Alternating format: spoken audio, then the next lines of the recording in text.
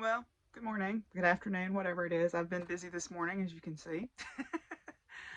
Not enough room for everybody. Still got more that I need to fit in there, but they'll have to do for now. I don't know how long they'll hang up there. They're pretty low.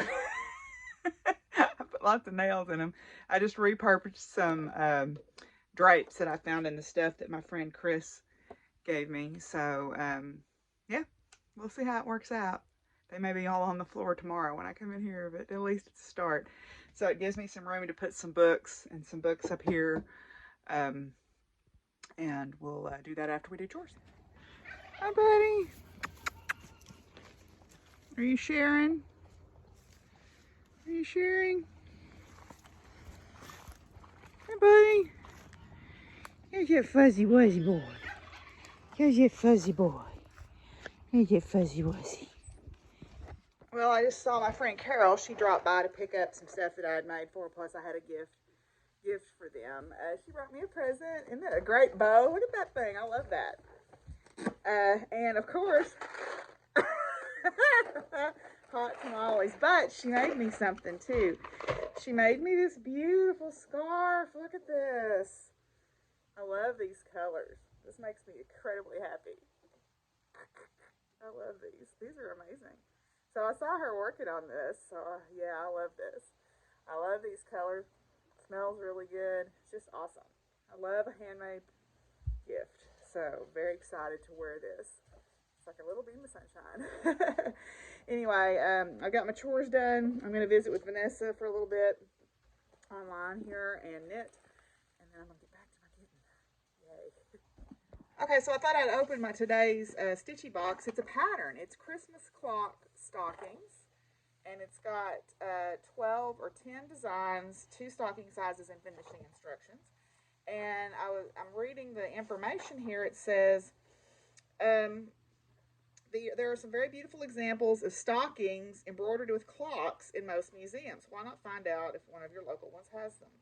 It's thought the clocks were worked to reinforce the ankle to reduce wear. Well, that's cool. Very cool. How neat. That's a neat little piece of history there, too. So, yeah, there you go. Very cool.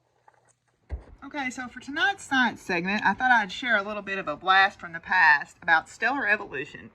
This is the evolutionary track of a 5 solar mass star. Now, what does that mean? Well, when we look at stars, we plot them on something called the HR diagram, which is this chart here. That's the Hertzsprung-Russell diagram, the names of the 2 people who sort of conceptualized it. And usually what it is a plot of brightness on the vertical axis, or the luminosity, versus either what's sometimes called color or really temperature, because the temperature is related to the color. So brighter stars are up higher. Hotter stars are to the left. For whatever reason, they made hotter to the left and cooler to the right. Hotter stars are bluer also. Cooler stars are redder. So when you look at there's a couple of different ways you can use the HR diagram. You can use it to plot a lot of stars, like out of a cluster, and look at the demographics, so to speak, of that cluster. Or you can look at the evolutionary track of a single star, which is what this is. So this band right here is called the main sequence. And the main sequence is where a star lives most of its lifespan. Most of a star's lifespan is burning hydrogen into helium through nuclear fusion.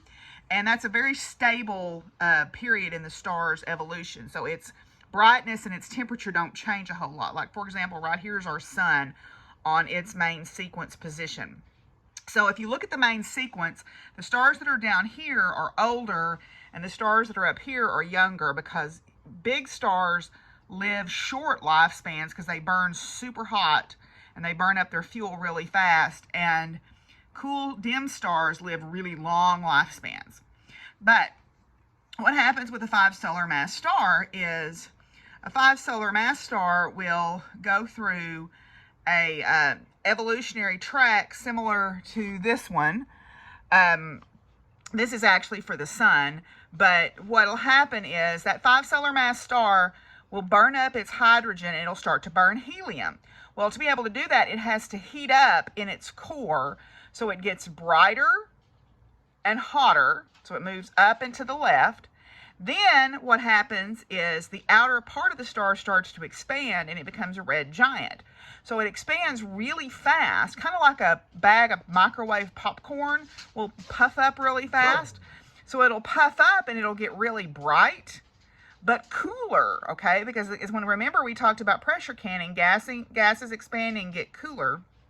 Okay, so in its red giant phase, it's red, so because it's cooler on the surface, but it's a lot bigger, so it's brighter. Then it'll turn on helium fusion, and it'll kind of settle back down in here on this region of the HR diagram. That's something called the horizontal branch, or sometimes what we call the helium main sequence. Then that will eventually run out. It'll eventually run out of helium to burn in its core, and it'll try to ignite the next phase. When it ignites the next phase, it's going to puff up again. We sometimes call these second ascent red giants because it's the second time they've been on the red giant branch. Or we call them asymptotic, for like an asymptote in math, asymptotic giant branch. They get larger because they're hotter on the inside, so they get quite a bit bigger. Okay? Then a 5 solar mass star will make another dip, actually, because it will burn carbon, but it doesn't cool off that much. Eventually, what's going to happen is, it turns out that fusing helium into carbon is really super temperature sensitive, like temperature to the 41st power sensitive. So a little bit of temperature fluctuation creates a huge fluctuation in the brightness of the star.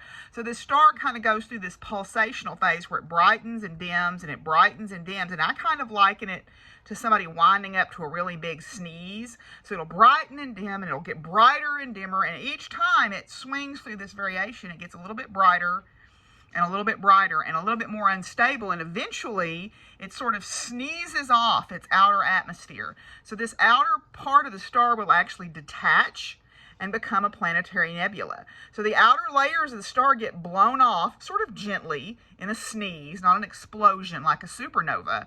So what's left behind is the interior of the star, the very hot core that is now no longer able to burn. Okay, it's basically carbon, crystallized carbon, or a giant diamond, if you want to think of it that way, surrounded by this planetary nebula. Now, depending on its size, what's left behind will be carbon or oxygen or neon. In the case of a 5 solar mass star, it'll be carbon or oxygen. And so this little white dwarf will be left behind. So what happens is, as this planetary nebula expands, it's cooling, but we're starting to see this interior part. So it gets much, much hotter to our view. So it shoots way over here, but it's also losing that outer layer. So it's getting a lot smaller. So it drops way down in brightness, and then gradually it cools off. Okay, so the white dwarf is only about the size of the Earth, but it's incredibly hot initially, so that makes it bright. But then as it cools off, it becomes dimmer and dimmer and cooler and dimmer, and eventually it'll just cool off like a charcoal briquette out of your grill. So that is the HR diagram track, evolutionary diagram track. Okay, I think this is actually for a 1 solar mass star, but a 5 solar mass star is similar. So there's your science segment. Okay, well, I finished up for the night. I visited with Vanessa for a while, and I'm knitting on my hedge witch. I'm trying to get another repeat in on it. That'll give me 7 repeats out of 13. And I'm watching Michelle Bendy Stitchy's Twitch stream. So my tree is all illuminated for the night, and I'm going to sit here and knit on my shawl and work on my story that I'm writing. I have an idea for a new one too. So anyway, I'll see you guys tomorrow.